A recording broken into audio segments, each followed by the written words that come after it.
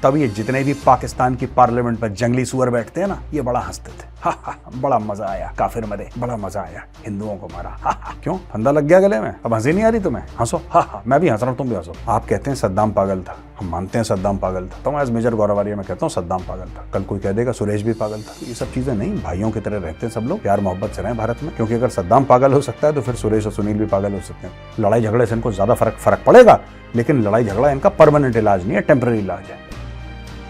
लड़ाई झगड़े से 5-10 साल का इनका इलाज हो जाएगा। इनका परमानेंट इलाज ये है कि इनकी जेब फाड़ दो, इनके कपड़े फाड़ दो। जय हिंद दोस्तों, मैं हूं मेजर गौरवारिया और आप देख रहे हैं द चाणक्य डायलॉग्स। इस वीडियो को लाइक करिए, हमारे चैनल को सब्सक्राइब करिए, बेल आइकन दबाना बिल्कुल मत भूलिएगा। दोस्तों, वही 23 पाकिस्तानी फौजी जो मारे गए थे डेरा इस्माइल खान में, पाकिस्तान ने लांछन लगाया अफगानिस्तान के ऊपर। और जान अचकजई जो कि इंफॉर्मेशन मिनिस्टर हैं, केयरटेकर बलोचिस्तान के, उन्होंने एक ट्वीट दाग दिया। जरा ट्वीट देखिए, क्या है ट्वीट। उन्होंने काफी चीजें कह दी जान अचकजई ने, और वो हमारा जो चैनल है दूसरा मेजरली राइट, उसमें आप देख चुके होंगे, पूरा मैंने विस्तार से समझाया था। यहां पे शॉर्ट में आपको समझाऊंगा, लेकिन कहानी गहरी है, तो फिर आप देखिएगा आगे आगे बढ़ती कैसी कहानी। बड़ी इंटरेस्टिंग है दोस्तों, इस वीडियो को एंड तक देखिएगा। प्रॉब्लम क्या है देखिए, बात यह है कि जान अचकजई ने बोला कि जितने भी अफगान हैं उनको पाकिस्तान से निकालो, जाओ अफगानिस्तान के ऊपर हमला कर दो, जाओ हवाई जहाज से बमबारी कर दो अफगानिस्तान के ऊपर, इनकी सारी ट्रेड रोक दो जो पाकिस्तान के थ्रू होती, क्योंकि अफगानिस्तान लैंडलॉक्ड कंट्री है, जाहिर सी बात है। अफगानिस्तान से कोई समुद्री तट तो लगा नहीं है। पोर्ट्स क्या करेंगे, या तो ईरान है या फिर पाकिस्तान है। रोक दो, गला घोट दो, ये सब। अच्छा, अंत में उसने एक प्रवचन और दे डाला। अंत में 7th पॉइंट है इसके ट्वीट का, देखिए लास्ट पॉइंट। यह कहता है कि अमेरिका को ड्रोन के अड्डे दो, अमेरिका को ड्रोन के अड्डे दो कि अफगानिस्तान के ऊपर बमबारी। ये देखिए, ये पुराना पाकिस्तान का गाना है कि ड्रोन के अड्डे दो, वहां पे बमबारी। इनको एक बात पता है, अफगानिस्तान में खून बहता रहेगा, पाकिस्तान में डॉलर बहते रहेंगे। एक तरफ बहेगा खून, एक तरफ बहेंगे डॉलर। ये होता चला आया है। और भाइयों, ये आज से नहीं चल रहा, ये कई दसियों सालों से चल रहा है, कई दशकों से चल रहा है। जब तक अफगानिस्तान में कलेश रहता है, अफगानिस्तान में औरतें बेवा होती हैं, बच्चे यतीम होते हैं, तब तक पाकिस्तानियों की तिजोरियां भरती रहती हैं। क्योंकि पाकिस्तानी खुद ईमानदारी का एक पसीने का कतरा नहीं बहाते। इनके पास ना कोई इंडस्ट्री है, ना कोई सॉफ्टवेयर है, ना इनके पास बड़ा कोई इंडस्ट्रियल पार्क है, इनके पास कुछ भी नहीं है, इनका बेड़ा गर्क है।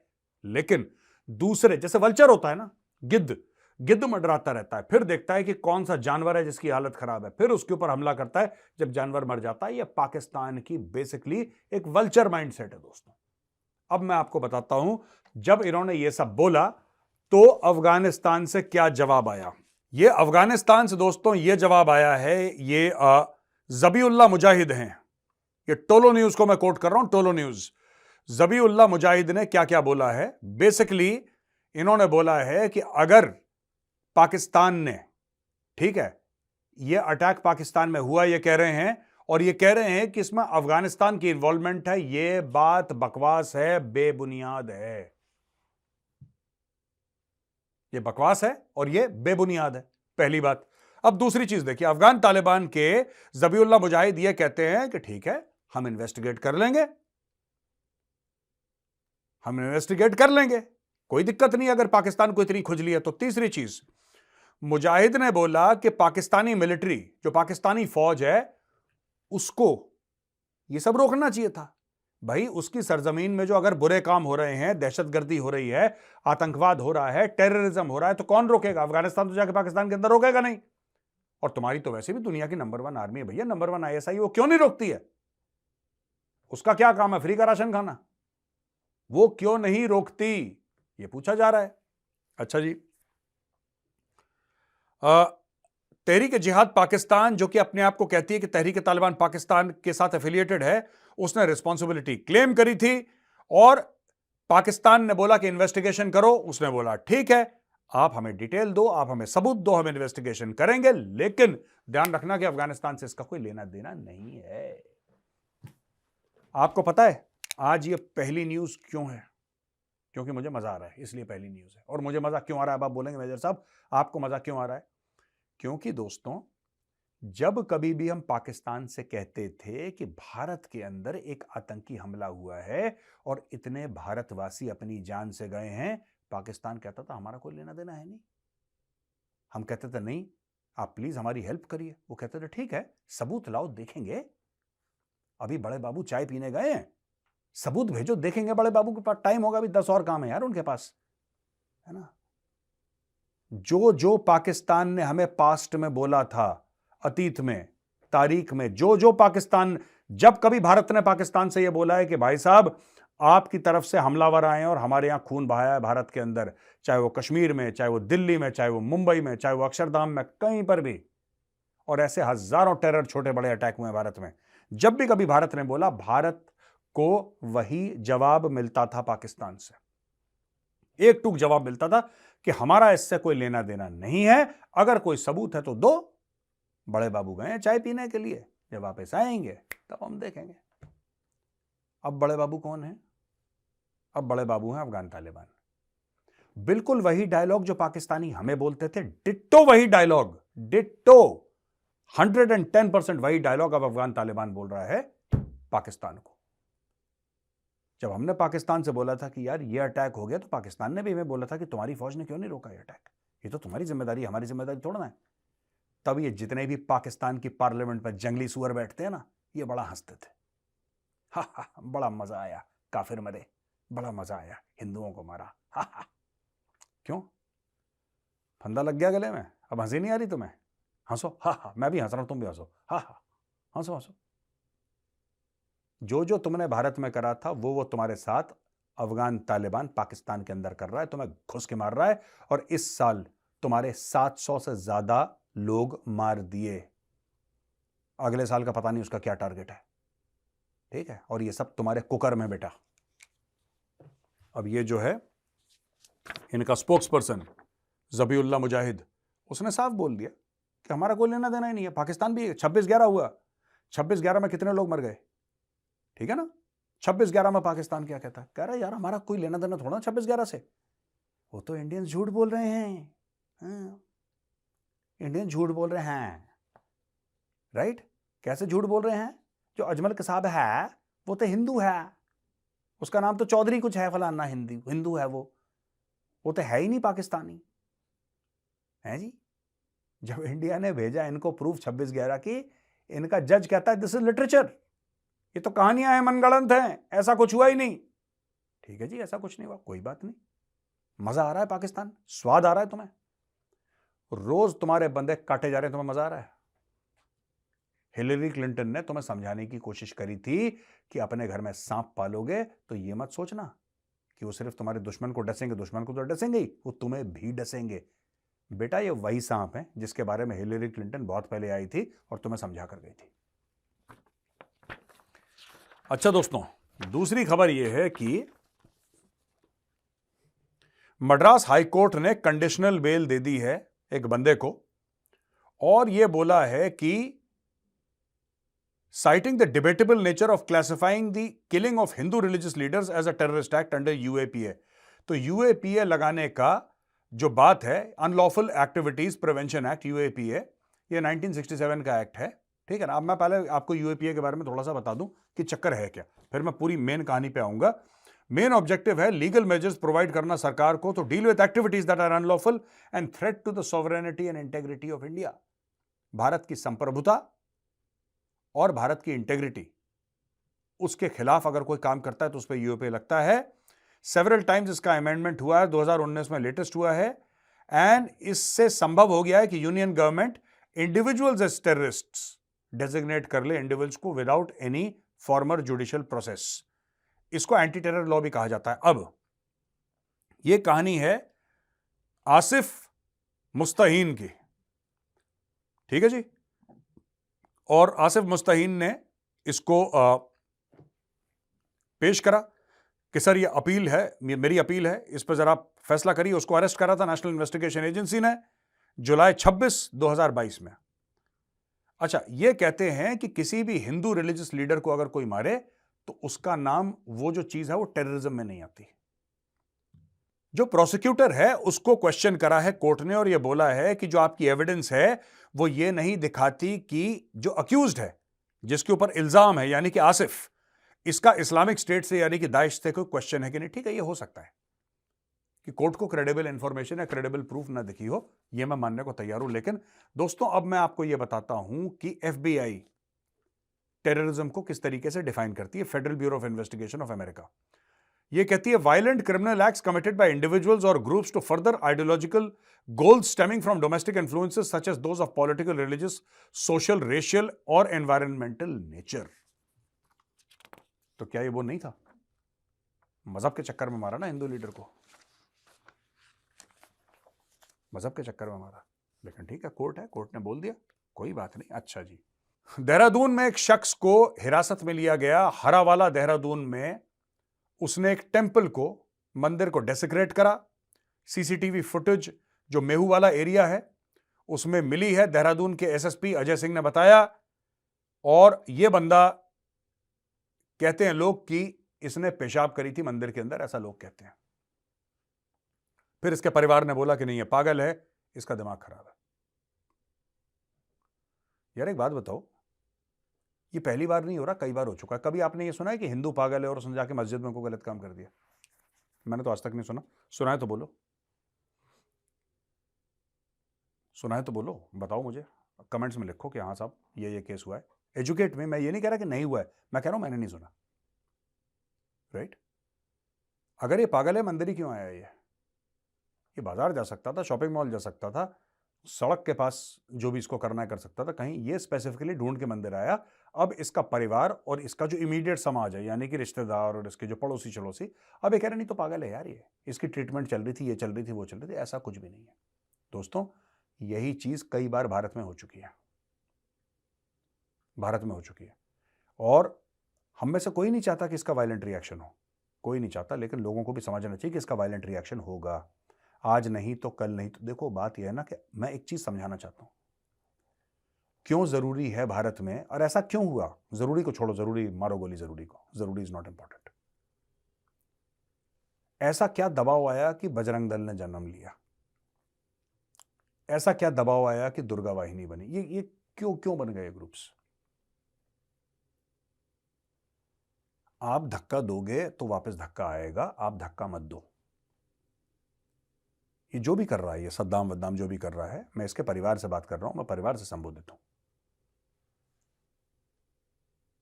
ऐसा धक्का मत दो कि दूसरी तरफ से धक्का आए। फिर बहुत, जो पुरानी गजल है ना, सुनी होगी कि बात निकलेगी तो फिर दूर तलक जाएगी। ऐसा मत करो, ठीक है? बात हिंदुओं की भावनाओं की भी नहीं है, भावनाओं को भी एक मिनट के लिए कोने में रखो। इससे ये सीधा आप वायलेंस का निमंत्रण दे रहे हो। You are inviting people to indulge in violence, और इससे वायलेंस होगा, और गलत होगा। जब होगा तो हम निंदा करते हैं किसी भी प्रकार की वायलेंस की, खासतौर से जब भारत के अंदर होता है। लेकिन दोनों तरफ की जिम्मेदारी बनती है। और किसी को प्रोवोक क्यों करना है किसी चीज के ऊपर? क्यों जानबूझ के ऐसी काम करना है? क्योंकि आप कहते हैं सद्दाम पागल था, हम मानते हैं सद्दाम पागल था। मैं भी कहता हूं, एज मेजर गौरवारिया मैं कहता हूं सद्दाम पागल था। कल कोई कह देगा सुरेश भी पागल था। तो ये सब चीजें नहीं, भाइयों की तरह रहते हैं सब लोग, प्यार मोहब्बत से रहें भारत में। क्योंकि अगर सद्दाम पागल हो सकता है तो फिर सुरेश और सुनील भी पागल हो सकते हैं, फिर दिक्कत होगी। इससे मामले बढ़ते हैं, और मामले बढ़ाने नहीं चाहिए। अच्छा जी दोस्तों, इसके अलावा मेरे पास कहानी है फॉक्सकॉन की। और फॉक्सकॉन की ये एक फॉक्सकॉन कंपनी, आपको पता है, ताइवानीज कंपनी है। और फॉक्सकॉन एप्पल के फोन्स बनाती है। और फॉक्सकॉन कह रहा है कि हम $1 अरब की इन्वेस्टमेंट और करेंगे कर्नाटका के एप्पल प्लांट में। तो फॉक्सकॉन को अप्रूवल मिल गया है, $1 अरब और डाल रहा है। आपने सुना ना, फॉक्सकॉन को $1 अरब का मोदी सरकार ने अप्रूवल दे दी। लेकिन BYD Chinese company electrical vehicles बनाने का, वो भी $1 अरब डाल दी। तो भागा दे यहां से, भाग यहां से, भाग, आउट, उसको भगा दिया। ये बेंगलोर के एयरपोर्ट के बगल में प्लांट है, और ये नई इन्वेस्टमेंट आएगा on top of the initial investment. तो टोटल $2.7 बिलियन, $2.7 अरब का एप्पल की फैक्ट्री फॉक्सकॉन लगाएगा। पहले 1.6 थी, अब 1 बिलियन और हो गई। तो टोटल राउंड ऑफ करके 2.7 बिलियन का 2.7 अरब डॉलर की इन्वेस्टमेंट हो गई है। अच्छा दोस्तों, ये क्यों हो रहा है? ये तो डेटा वेटा मैंने आपको दे दिया, अब स्टोरी सुनिए इसके पीछे क्या है। सप्लाई चेन रेजिलियंस की बात है। चाइना को मारना है लात तो पेट में मार रही है। चाइना से मिलिट्री मुकाबला नहीं करना है क्योंकि उससे कुछ होगा नहीं, फायदा उससे होगा नहीं। चाइना को उससे चोट नहीं लगेगी। आप ठोक दो चाइनीज को, सबक सीख जाएंगे, चुप बैठ जाएंगे। लेकिन परमानेंट इसका इलाज क्या है? रावण की नाभि में अमृत था। चाइना की नाभि उसकी इकोनॉमी है, उसकी मिलिट्री नहीं है। China is not a military super power, China is an economic super power. दोस्तों याद रखना, चाइना की जो बड़ी ताकत है उसकी मिलिट्री नहीं है, बड़ी ताकत उसका पैसा है। जब आप पैसे पे एक हल्की सी चोट, आपको देखो इस चोट का फर्क पड़ना शुरू हो गया। हुआ ये कि जब भारत में एप्पल आईफोन बनने लग गए और एप्पल ने बोला कि नहीं, हम ये भी चाइना से लेंगे, भारत में डालेंगे, ये भी लेंगे, फिलीपींस को देंगे, ये भी लेंगे, ताइवान को देंगे, ये भी देंगे, फलाना ढिमका दुनिया भर का। जब एप्पल ने बोला तो चाइना ने पता कैसे रिएक्ट करा? चाइना ने बोला कि कोई भी चाइनीज गवर्नमेंट सर्वेंट, कोई भी सरकारी नौकर कितना भी लेवल का हो, वो एप्पल का फोन नहीं खरीदेगा। लो कर लो बात, एप्पल का फोन नहीं खरीदेगा। ये चाइना तिलमिला गया क्योंकि चाइना को अब दिख रही हैं चीजें, उसके हाथ से निकल रही हैं। दोस्तों ये जो चल रहा है ना कि फॉक्सकॉन यहां पे आके कह रहा है कि 2.7 अरब डॉलर डालेंगे, फिर मोदी जी जा रहे हैं एलोन मस्क से मिलने के लिए और एलोन मस्क कह रहा है कि मैं यहाँ पे टेस्ला की फैक्ट्री डालूंगा, फिर हम कह रहे हैं सैमसंग से कि तुम भी अपना प्रोडक्शन यहाँ पे बढ़ाओ और वहां से हटाओ अपनी फैक्ट्री, और धीरे धीरे जो बड़े बड़े नाम है धीरे धीरे इंडिया आ रहे हैं। ये है क्या चक्कर? ये सिर्फ एक चक्कर है दोस्तों, चाइना की पेट में लात मारने की तैयारी मोदी जी की। मोदी जी को पता लग गया है कि इनको ना इनसे लड़ाई झगड़ा नहीं करना, लड़ाई झगड़े से इनको ज्यादा फर्क पड़ेगा, लेकिन लड़ाई झगड़ा इनका परमानेंट इलाज नहीं है, टेम्पररी इलाज है। लड़ाई झगड़े से 5-10 साल का इनका इलाज हो जाएगा। इनका परमानेंट इलाज ये है कि इनकी जेब फाड़ दो, इनके कपड़े फाड़ दो, इनके पेट में लात मारो, ये जमीन पे आ जाएंगे। धीरे धीरे काम शुरू हो गया है। इसमें बहुत काम बाकी है दोस्तों, ऐसा इतना आसान नहीं है जितना मैं बोल रहा हूं आपको कि चुटकी बजाई और हो गया ना। China is the manufacturing capital of the world. दुनिया भर के सामान चाइना में मैन्युफैक्चर होते हैं, लेकिन धीरे धीरे धीरे 2, 3, 4, 5, 7, 10% वहां से माल हटना शुरू हो गया है। और ये और बढ़ेगा, मजीद बढ़ेगा, आगे बढ़ के और बढ़ेगा। धीरे धीरे धीरे चाइना से मैन्युफैक्चरिंग हटेगी और कई सारे देश हैं। और ये वेस्ट के लिए भी बहुत अच्छा है। क्यों अच्छा है? क्योंकि don't put all your eggs in one basket यार।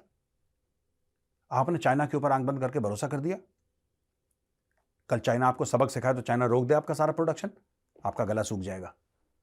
तो यह जरूरी है कि 5-7 देशों में फैला के रखो, राइट?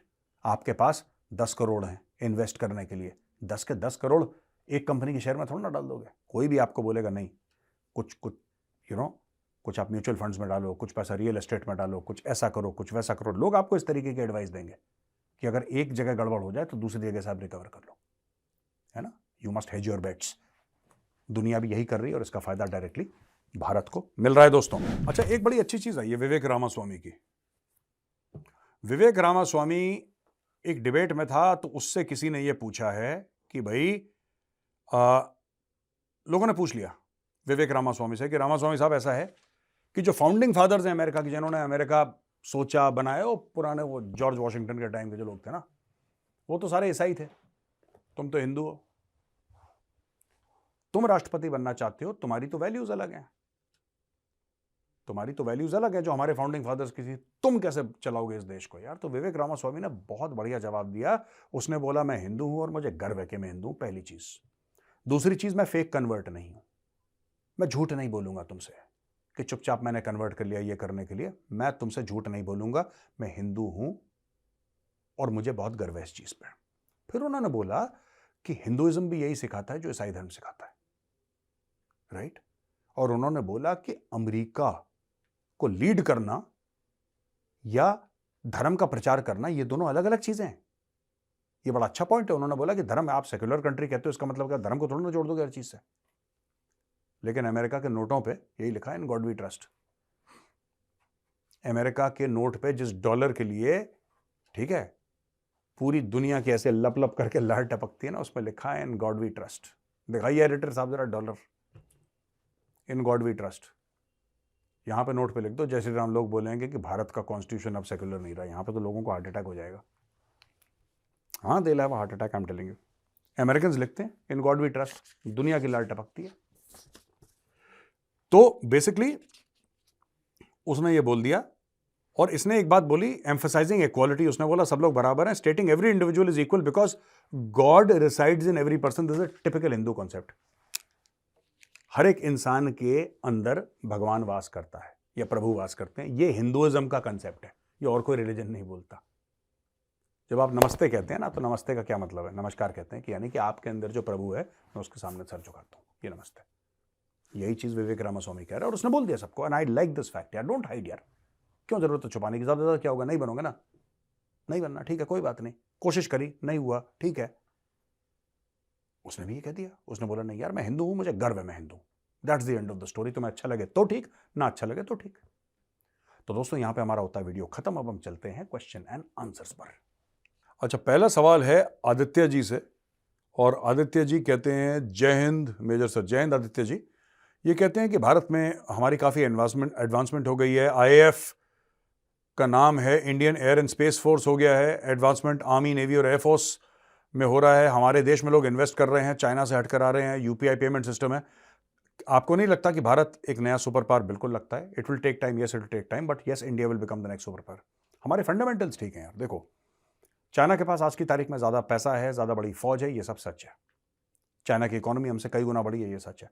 लेकिन हमारे फंडामेंटल्स ठीक है, चाइना के फंडामेंटल्स गड़बड़ है। चाइना कांच का महल है, बहुत खूबसूरत महल है बाय गॉड, लेकिन है कांच का। हल्का सा कंकड़ पड़ा तो चट करके पूरा क्रम्बल कर जाएगा। हमारा पत्थर का है, कांच वाले से छोटा, इतना चमकता नहीं है, लेकिन सॉलिड है। तूफान आएगा ना, हिलेगा नहीं। यार एक मैं बात बताऊं, इकोनॉमी को छोड़ो, दुनिया भर में जहां पर फौजें गई वहां पर धर्म परिवर्तन हुआ तलवार से। पूरा यूरोप क्रिश्चियन हो गया। रोमन्स तो नहीं थे क्रिश्चियन शुरू में, Romans initially were not Christians, ठीक है, बाद में बने क्रिश्चियन। पूरा बाकी दुनिया में इस्लाम फैला, कहीं पे ईसाई धर्म फैला, सब कुछ फैला। भारत में 1000 साल विदेशियों का राज रहा, 1000 साल। भारत आज भी 85% हिंदू है, 85% हिंदू है। कैसे? ईरान क्यों नहीं रहा ज़ोरास्ट्रियन? इजिप्ट जो अपना धर्म मानता था वो क्यों नहीं रहा? ग्रीस जो अपना धर्म मानता था वो क्यों नहीं रहा? रोमन्स जो अपना धर्म मानते थे वो क्यों नहीं रहे? सब बदल गए, भारत नहीं बदला। भारत वैसा का वैसा ही है। और जिस भोले शंकर के सामने मेजर गौरवारिया सर झुकाता है ना, मेजर गौरवारिया के बाप दादा 10,000 साल पहले जो भी होंगे वो उसी भोले शंकर के आगे सर झुकाते थे। सुपर पावर तो ऑलरेडी है यार। अच्छा, वंश sir, I really love your way of explaining intense topics of geopolitics. मैं आपसे ये पूछना चाहता हूं कि आपका ओपिनियन क्या है, भारत का स्टांस यूएसए की तरफ क्या होना चाहिए? हम ये देख रहे हैं कि यूएसए क्वाड को डिच कर रहा है। Can we go for better relations with USA? नहीं, क्वाड को डिच नहीं करा। देखिए, इस बार क्वाड पोस्टपोन हो गया, हो जाता है कभी कभी। देखो ना, उसका भी बैंड बजा हुआ बेचारे का। जिसको क्वाड में आना था ना, उसकी पिटाई हो रही है, वो ट्रेल कर रहा है, ट्रंप उससे आगे है। अब वो बुजुर्ग आदमी है यार, आप लोग कितनी वाट लगाओगे जो बाइडेन की? उसकी भी 10 चीजें हैं। उसके लिए क्वाड अभी प्रायोरिटी नहीं है, उसके लिए उसका राजनीतिक सर्वाइवल ज्यादा इंपॉर्टेंट है भाई। वो राजनीतिक सर्वाइवल उसका, इट इज मोर इंपॉर्टेंट। तो आपको मैं ये बताना चाहता हूं कि यूएसए के साथ आप डील करें, be careful. USA is not a trustworthy friend. America कसमें खाएगा आपसे जीने मरने की आपके साथ, कि सांस नहीं लूंगा भाई तेरे बिना, सांस नहीं लूंगा, मर जाऊंगा भाई अगर तू चला गया। और जैसी आपकी पीठ मुड़ी, आपकी पीठ में खंजर अमेरिका ही डालेगा। यूक्रेन के साथ यही काम कर रहा है। Idea is to be very careful while dealing with the United States of America. अच्छा,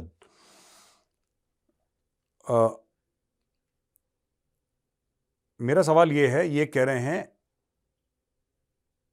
इन्होंने अपना नाम लिखा है क्रिश्चियनसन रोमर। भाई ये फर्जीवाड़ा है पूरा, इतना यूरोपियन नाम और आपने शुद्ध हिंदी लिखी है इसमें। ये देखो, भाई ने शुद्ध हिंदी लिखी है, नाम बिल्कुल यूरोपियन आपने लिख दिया। अगर पाकिस्तान में गृह युद्ध होता है और वहां से लोग भागकर भारत में आने की कोशिश करें तो भारत क्या कदम उठाए? क्योंकि हमें कैसे पता लगेगा कि भागकर आने वाले लोग जिहादी हैं कि नहीं? सबसे पहली बात, मुझे ऐसा लगता है कि भारतीय सेना और बीएसएफ और आईटीबीपी जो भी फोर्सेस बॉर्डर पे हैं, उन सबको मान के चलना चाहिए कि पाकिस्तान से कोई आए, बाबर आजम आए, शाहीन शाह अफरीदी आए, सब जिहादी हैं। मैं मान के चलता हूं कि सारे के 25 करोड़ जिहादी हैं। ठीक है जी, इनको मौका चाहिए बम दबाने के लिए 72 उरों के पास। That is their mindset. मैं ये मान के चलता हूं। कैसे रोकेंगे, मुश्किल होगा। ये पहले भी हो चुका है। 1971 की लड़ाई थी, उसके कई कारण थे। एक मुख्य कारण था रेफ्यूजी जो ईस्ट पाकिस्तान से आए थे, जो कि आज की तारीख में बांग्लादेश है। तो अगर पाकिस्तान में गृह युद्ध होता है तो घुसने की कोशिश करेंगे दाएं बाएं, भारत घुसने की कोशिश करेंगे, भागने की कोशिश करेंगे दोस्तों, और इसके लिए हमारी फोर्सेस को तैयार होना होगा। You can not allow them to come inside, not on any condition. अरे मैंने इसी प्लेटफॉर्म पर बैठ के 10 बार मैं अखंड भारत के खिलाफ बोल चुका हूं। जमीन देनी है दे दो पाकिस्तान की, वेलकम है, स्वागत है, हाथ जोड़ के स्वागत है। पाकिस्तान के लोग एक बंदा नहीं लेना चाहिए, एक बंदा। मैं तो तब ऑब्जेक्ट कर रहा था जब वर्ल्ड कप चल रहा था, पाकिस्तान की क्रिकेट टीम को वीजा क्यों दिया? अरे वो फटफटा गया कहीं पे भाई, कौन जिम्मेदार रहेगा? This people can't be trusted, they are highly radicalised, highly radicalised यार। ये फटने के लिए तैयार है, बुम ऊपर। अच्छा, ये VRN12QI, ओ भाई साहब, मेजर साहब, ये सिक्योरिटी ब्रीच हुआ है भारत की पार्लियामेंट में, ये गलत चीज है, शेमफुल है इंटायर सिक्योरिटी अपरेटस के लिए। मुझे अपने होम मिनिस्टर पे शक है, उनकी कॉम्पिटेंस पे। ये 90% इलेक्शन स्ट्रेटेजिस्ट है, professional to handle such a sensitive. नहीं, ऐसी बात नहीं, मैं आपसे डिसएग्री करता हूं। ठीक है, इसी होम मिनिस्टर के अंडर 370-35 से हटा। इसी होम मिनिस्टर के अंदर कितने नॉर्थ ईस्ट के इंसर्जेंसी वाले लोग टेबल पे आए, अभी रिसेंटली 1 हफ्ते पहले की खबर है। इसी होम मिनिस्टर के अंदर पत्थरबाजी खत्म हुई। इसी होम मिनिस्टर अमित शाह जी के अंडर आपका जो टेररिज्म है बहुत लो लेवल पे आ गया। खत्म नहीं हुआ, मैं ये नहीं कह रहा, बहुत लो लेवल पे आ गया। इसी होम मिनिस्टर के अंडर आपने एक बात देखी होगी कि मेनलैंड इंडिया में टेरर अटैक नहीं हुआ, पूरे मेनलैंड इंडिया में, यानी कि कश्मीर के अंदर जो हुआ हुआ उसके बाहर नहीं हुआ। 26/11 तो बंबई में हुआ था, अक्षरधाम गुजरात में हुआ था, पार्लियामेंट अटैक कहां हुआ था? दिल्ली में हुआ था। तो ये कहना कि अमित शाह एक अच्छे होम मिनिस्टर नहीं है, मुझे लगता है he is amongst the finest home ministers India has ever had. और मुझे लगता है कि अगर सरदार वल्लभ भाई पटेल के बाद का कोई होम मिनिस्टर रहा है भारत में तो अमित शाह जी रहे। नंबर 1 पे मैं सरदार वल्लभ भाई पटेल को बताता हूं, उनके बाद मैं कहता हूं अमित शाह। वेरी स्ट्रांग यार, वेरी स्ट्रांग और ठोकने वाला बंदा। और ऐसी चाहिए आपको होम मिनिस्टर, तो आपको ऐसा ही चाहिए जो डरे ना बेखौफ। जहां तक पार्लियामेंट की बात है, गलत हुआ, सिक्योरिटी ब्रीच था, इसमें कोई डाउट नहीं है। पर आप होम मिनिस्टर से क्या चाहते हैं? होम मिनिस्टर वहां पे मेटल डिटेक्टर लेके खड़ा हो जाए? होम मिनिस्टर जाएगा वहां पे छाता लेके? ऐसा तो नहीं होता। तो यू मस्ट ऑल्सो कंसिडर कि सिक्योरिटी ब्रीचेस अनएक्सेप्टेबल है, नहीं होने चाहिए, हमें 1% भी टॉलरेट नहीं करने चाहिए। लेकिन ऐसा होता है। और जहां तक आप कह रहे हैं प्रोफेशनल क्या, पार्लियामेंट्री फॉर्म ऑफ डेमोक्रेसी में आप वोट लेकर आते हैं तब ना मंत्री बनते हैं आप। हर जगह आप प्रोफेशनल नहीं लगा सकते, आपको मिक्स एंड मैच करना। एक प्रोफेशनल है आपके, जयशंकर साहब हैं प्रोफेशनल, NSA हैं वो आपके प्रोफेशनल हैं। But you also need people in the cabinet who have the vote of the people, because आप और मैं इंपॉर्टेंट है डेमोक्रेसी में। आप और मैं, we are important in a democracy ना, हमारे नुमाइंदे हैं वो। अच्छा जी, भट्ट साहब कहते हैं राधे राधे, जय श्री कृष्णा सर। जय श्री कृष्णा भट्ट साहब। अच्छा सॉरी, नंदिनी भट्ट। नंदिनी जी नमस्कार, जय श्री राम, जय श्री कृष्णा, राधे राधे। ये आप कह रहे हैं कि नंदिनी जी का ये कहना है कि 2 बंदे पार्लियामेंट के अंदर घुस गए और बाहर भी पकड़े गए। कुछ एपिसोड पहले आपने पन्नू का नाम लिया था, आपको क्या लगता है? नहीं, पन्नू का कोई लेना देना नहीं बेचारे का, पन्नू का कोई भी लेना देना नहीं है इस चीज से, दूर दूर तक। ये लोग आए, हाँ सिक्योरिटी की चूक थी, लेकिन this has nothing to do with Pannu, nothing to do with Pannu at all. ठीक है जी। तो दोस्तों बहुत बहुत धन्यवाद आपका ये वीडियो देखने के लिए। अगर वीडियो पसंद आए तो इस वीडियो को लाइक करिए, हमारे चैनल को सब्सक्राइब करिए, बेल आइकन दबाना बिल्कुल मत भूलिएगा। खासतौर से वो भाई लोग जो रोज हमारे वीडियो देखते, यार क्यों ऐसा करते हो? मैं ये नहीं कह रहा कि रोज वीडियो देखते हो क्यों ऐसा करते हो, मैं कहता हूँ रोज वीडियो देखते हो सब्सक्राइब नहीं करते क्यों?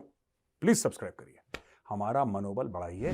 दोस्तों बाय बाय राम राम कहने से पहले एक बात कहना चाहता हूं कि आप लोगों के बहुत जबरदस्त रिस्पॉन्स आ रहे हैं वो वाउचर वाले पूरे जो लोग हमें पैसा भेज रहे हैं यार, अमेरिका से पैसा, यहां से पैसा, वहां से पैसा, ये ले लो, 5 वाउचर मैं आपको दे रहा हूं, 5 वाउचर का पैसा, और ये पता नहीं क्या हो रहा है। But anyway, thank you very much, बहुत बहुत धन्यवाद आप सबका। ये वाउचर वाला गेम चलता रहेगा और हम लोगों को वाउचर देते रहेंगे, और आई थिंक मंडे ट्यूसडे को हम पहला वाउचर डिक्लेयर कर देंगे, और फिर प्रोड्यूसर बगल में बैठे हैं, मैं कहता हूं इसको लगाएंगे हैशटैग मंगल को दंगल। ठीक है जी, इसकी ब्रांडिंग कर देते हैं, मंगल को दंगल। प्रोड्यूसर साहब इसकी ब्रांडिंग कर दो, मंगल को दंगल। हर मंगल को हम डिक्लेयर करेंगे कि हमारा विनर कौन है। जय हिंद, वंदे मातरम, भारत माता की जय।